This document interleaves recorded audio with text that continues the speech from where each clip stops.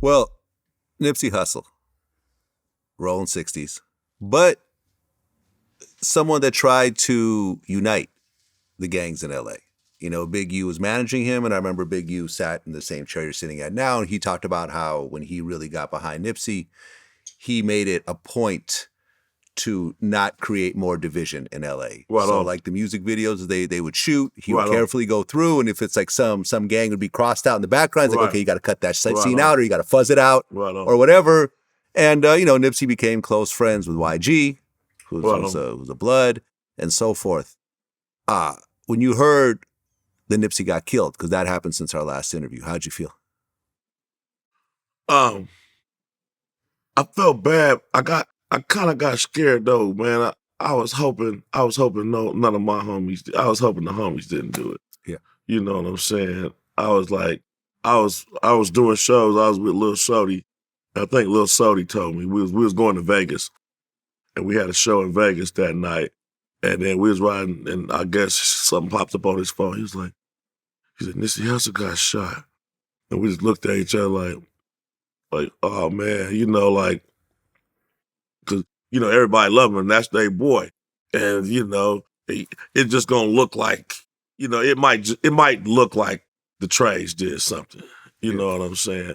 So I didn't, that had me kind of scared, but I felt bad for him. Because from what I seen, he was a good brother, doing a lot of good stuff for everybody. And, so I didn't, I got scared. I was scared. I didn't know who did it, why. I felt bad because he was a good brother and he went down. Did you ever meet him? I never met him. No, so. Yeah, I knew Nipsey a little bit. I interviewed him before. We run into each other every so often. Good dude, man. Good dude. He was really... the funny part? I never played. I need to go somewhere and play his music. I just heard his name. Yeah. I never played his music. I just heard about the good things he do. I like to, I see his interviews where he, educating everybody and everything. Well, as it turned out, he got killed by another Rolling 60s dude, Shitty Cuz, a.k.a. Eric Holder, who, since our last interview, has been found guilty of everything. Essentially, he's going to be, sentenced. I'm assuming he's going to do life or something very close to it. But when you found out that a fellow Rolling 60s killed him, what'd you think?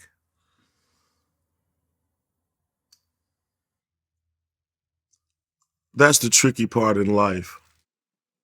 You think your enemy is a Crip, or you think your enemy's a Blood, you think your enemy's a white person, you think your enemy's a black person. After you play all these games, after you dress up in all these uniforms, there's two people in this world. There's good people and there's bad people. I could say, I could pick up the black struggle and be like, black this and black that. Then another black man kill me. I could,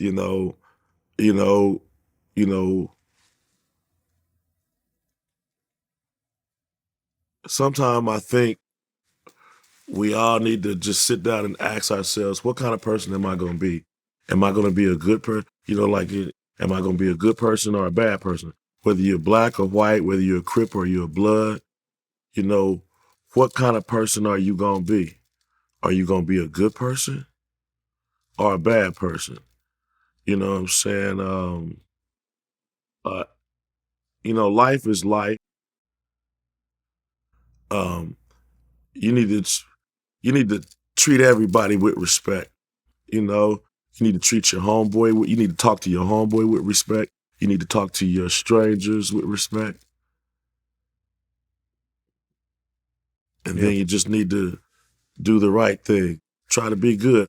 Or you can always, do the other thing. But that's what I see in this world. It's like this.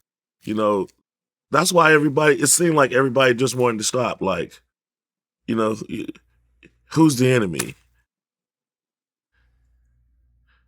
Who's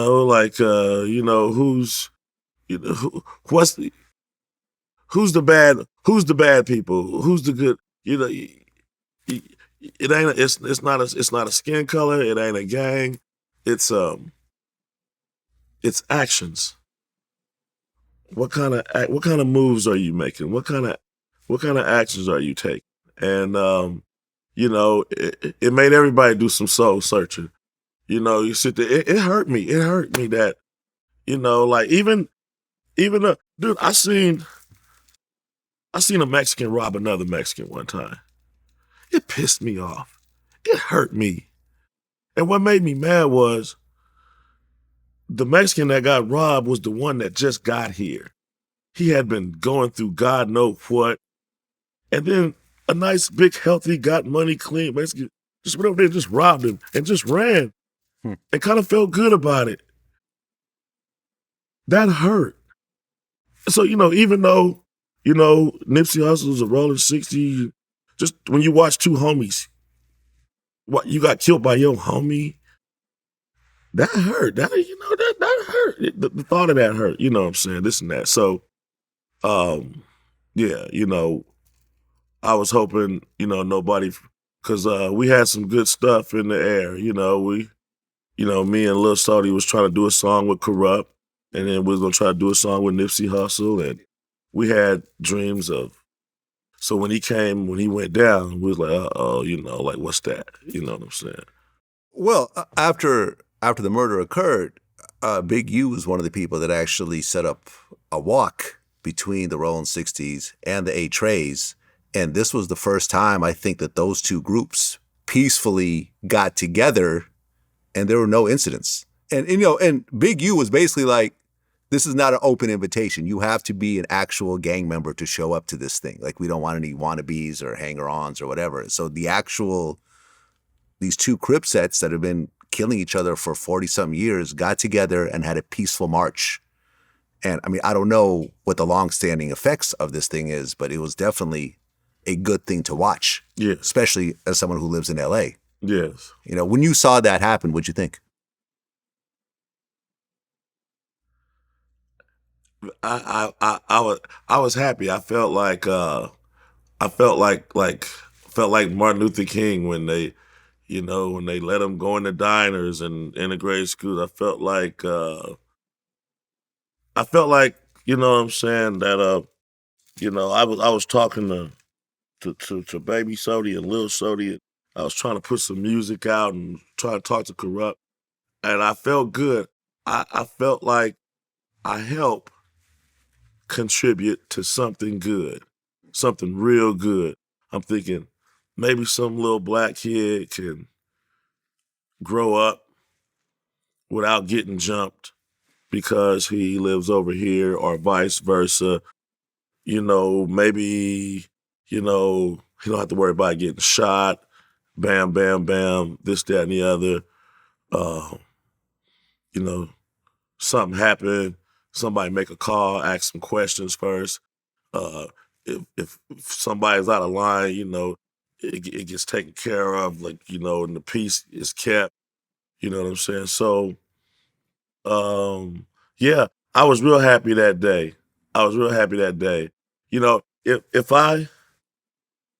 If and when I die, at my funeral, I would be very proud if they say, Afroman did this, he did that, and he helped contribute to the Rolling 60s 8 Trey Gangster Truce. Dope. That's one of my badges of honor that I'd wear. Like, I feel like my life wasn't in vain. Like, in my lifetime, I helped, bring some peace in the streets.